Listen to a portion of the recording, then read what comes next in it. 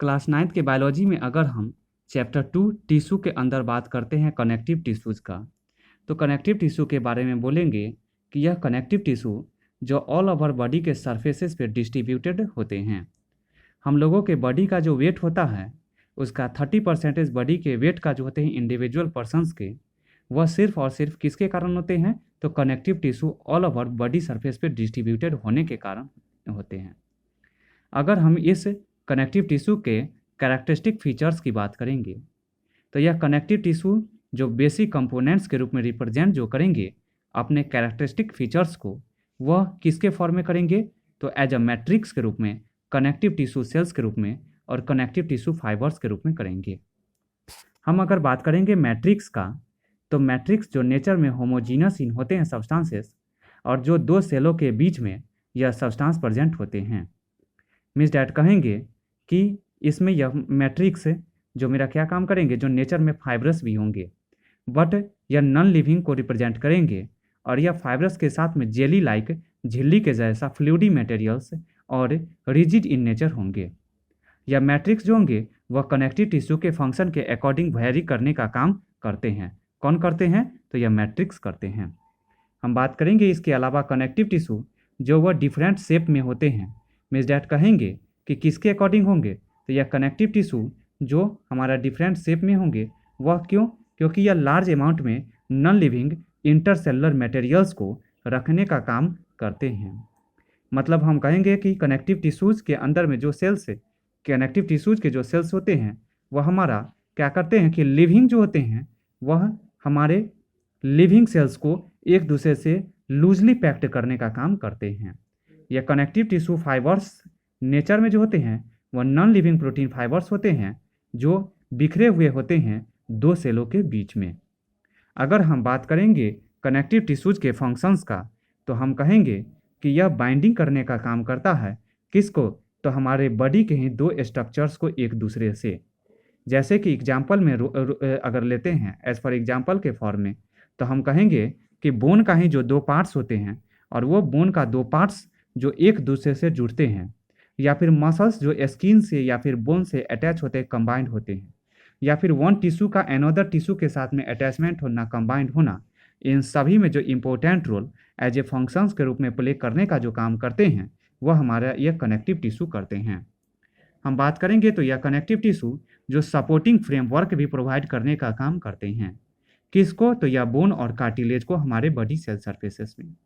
यह connective tissue जो collagen fibres का भी फॉर्मेशंस करते हैं। यह कोलाजन फाइबर्स जो नेचर में प्रोटीनस होते हैं, और हम कहेंगे कि यह नेचर में जो प्रोटीनस होते हैं मीन्स डैट कहेंगे कि हमारा बॉडी का पार्ट्स जो इंज्योर हो जाते हैं और उसके रिपेयर और हीलिंग के फॉर्म में जो इन्वॉल्व होते हैं, यह कोलाजन फाइबर्स का connective tissues as a functions के रूप में होते हैं। हम बात करेंगे कि हम लोगों के बॉडी में जो डिफरेंट टाइप के जो सॉक्स होते हैं वह डिफरेंट सॉक्स, जैसे कि अगर हमारे बॉडी के ही पार्ट्स में जो चोट वगैरह का लगना, जैसे कि कहेंगे कि आईबॉल, तो आईबॉल अगर ज़्यादा से ज़्यादा अगर हमें चोट लगता है और उस सॉक्स को इंजरी को सॉक्स को अगर क्या करते हैं तो ज़्यादा से ज़्यादा उसको एज ए शॉक प्रूफ कशंस के रूप में इन्वॉल्व जो होते हैं, मतलब उस तरह के इंज्योर को रोकने का जो काम कराते हैं वह हमारा connective tissues as a present होके करते हैं। अगर इसके अलावा बात करेंगे कनेक्टिव टिश्यूज के अंदर, तो यह कनेक्टिव टिश्यू जो डिफरेंट फॉर्म्स में जिस होते हैं, जिसमें फर्स्ट ऑफ ऑल जो आते हैं वह है हमारा, अब बात करेंगे तो यह कनेक्टिव टिश्यू जो होते हैं वह मेनली रूप में 3 मेजर ग्रुप्स में डिवाइडेड होते हैं, जिसमें कौन कौन से फर्स्ट जो आते हैं वो कनेक्टिव टिश्यूज प्रॉपर आते हैं, दूसरा स्केलेटल और सपोर्टिंग टिश्यू आते हैं, और तीसरा वास्कुलर और फ्लूइड टिश्यूज आते हैं। तो सबसे पहले अगर हम कनेक्टिव टिश्यूज प्रॉपर की बात करेंगे तो यह कनेक्टिव टिश्यूज प्रॉपर जो एरियोलर टिश्यू, एडिपोज टिश्यू, टेंडोन्स और लिगामेंट्स के रूप में क्या होते हैं, डिस्ट्रीब्यूट होते हैं। अगर हम बात करेंगे इस एरियोलर टिश्यूज में, तो हम कहेंगे कि इस एरियोलर टिश्यूज में सबसे पहले कोलाजन फाइबर्स प्रेजेंट होते हैं, इसके अंदर फैट सेल्स प्रेजेंट होते हैं, इसी में ब्लड वेसल्स प्रेजेंट होते हैं जो ब्लड को सर्कुलेट आउट कराने का काम करते हैं इस तरह से ऐसे पैसेज के रूप में।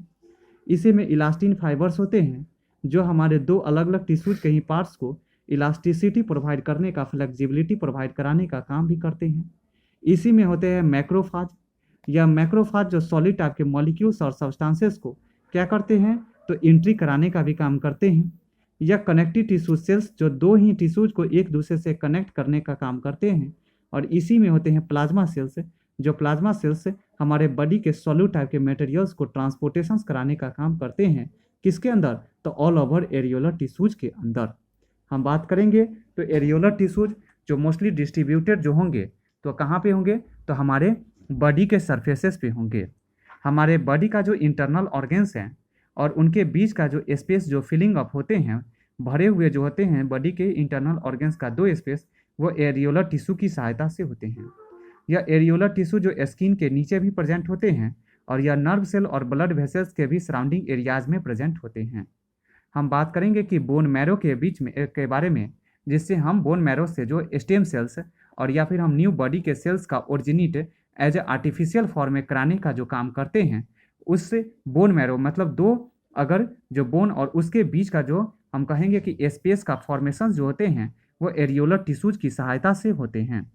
यह एरियोलर टिश्यूज जो होते हैं वह स्किन्स को, मसल्स को और साथ ही साथ हम बात करेंगे तो यह हमारे ब्लड वेसल्स को और नर्व सेल्स को, पार्ट्स को, नर्वस टिश्यूज को एक दूसरे से जोड़ने में फंक्शनल रोल प्ले करने का काम करते हैं। इस एरियोलर टिश्यूज की बात करेंगे तो एरियोलर टिश्यूज का कैरेक्टरिस्टिक फीचर्स जो होते हैं वह नेचर में क्या होता है कि यह ट्रांसपेरेंट होते हैं, यह जेली लाइक मैट्रिक्स होते हैं और वाइट में कोलाजन फाइबर्स होते हैं। साथ ही साथ कहेंगे कि यह येलो इलास्टिन फाइबर्स भी प्रेजेंट रखते हैं और यह मेरा लूज कनेक्टिव टिश्यूज के नाम से जाने जाते हैं,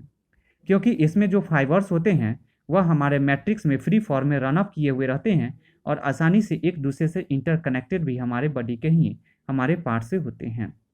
हम कहेंगे कि यह फंक्शंस के रूप में क्या काम करते हैं, तो यह पैकेजिंग टिश्यू के रूप में इंपॉर्टेंट रोल प्ले करने का काम करते हैं। मीन्स डैट यह हमारे बॉडी के ही डिफरेंट ऑर्गन्स को एक दूसरे से लिक्विड मटेरियल्स की सहायता से क्या करते हैं, तो पैक्ड करने का काम करते हैं।